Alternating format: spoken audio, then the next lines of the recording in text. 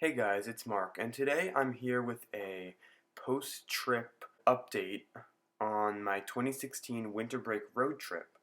So, in this video, I will be telling you guys the best coaster I rode on the trip, the best coaster at each park, and at the very end, I'll tell you guys my new and updated top 15 roller coasters.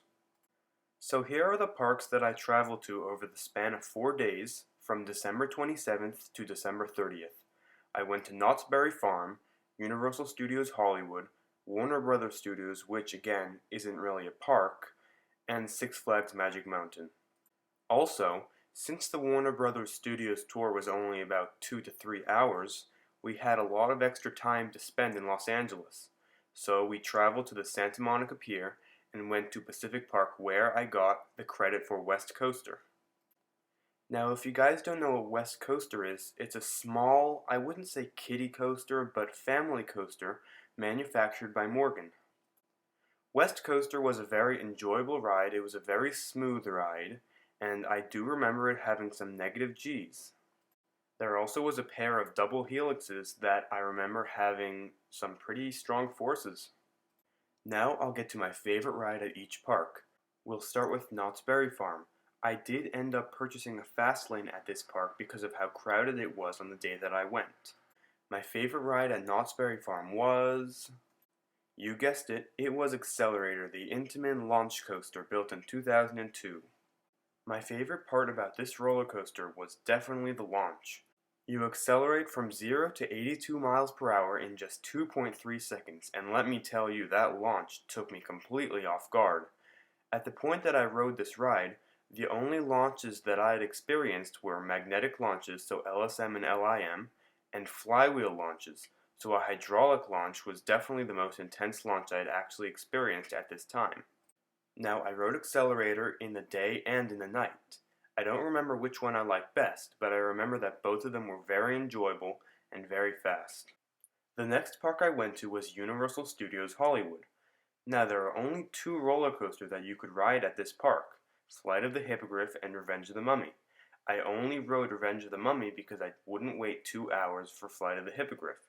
I had already ridden it at Universal's Islands of Adventure, so I didn't feel a need. Revenge of the Mummy, however, is a very enjoyable roller coaster. I did enjoy the one in Orlando a little bit better, but I remember this one was very fun and I rode it 4 times with my sister and my dad. Two main highlights of that day had to be the special effects show, which by the way was the best show that I've ever seen, and the studio tour, which brought you through back lots. It went into like King Kong area and Fast and Furious, and I remember really enjoying that tour. So if you ever go to Universal Studios Hollywood, be sure not to miss it. We only had to wait 20 minutes because we went a little bit earlier, but I remember that the line actually got up to like 4 hours. Anyway, that's my analysis of Universal Studios Hollywood, and even though the lines were very crowded that day, we did end up having a great time.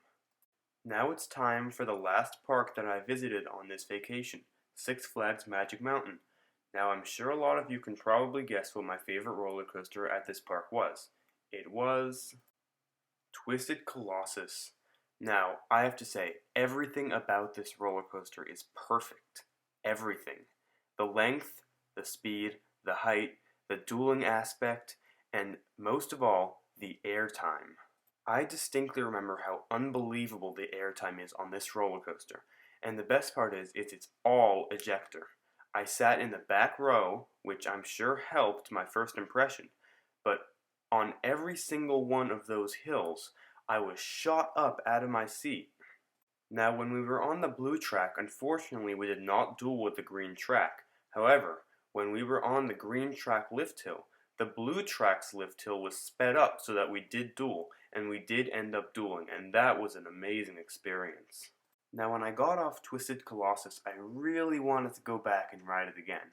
Unfortunately, the line had reached 2 hours and we just didn't have enough time to wait in it. We actually didn't get on Viper that day because of the limited time that we had. Which I don't really know if that's a good thing or a bad thing, to be honest. Now, for some odd reason, Twisted Colossus was only a one-time reservation for Platinum Flash Pass holders, which we were. and I don't really know why. I mean, we're paying like $130. We even had to wait 2 hours to ride X2, which I'll get to that later, but was also a very enjoyable roller coaster for me.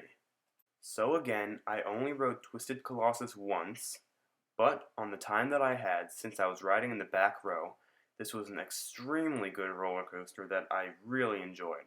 So that was the favorite roller coaster that I had ridden at Six Flags Magic Mountain. I'm sure you could have guessed it, but the best roller coaster that I rode on this trip is by far Twisted Colossus at Six Flags Magic Mountain. Like I said before, this roller coaster is perfect in every way. Here's some more off-ride footage of it. Here are my top 15 roller coasters. Thanks for watching.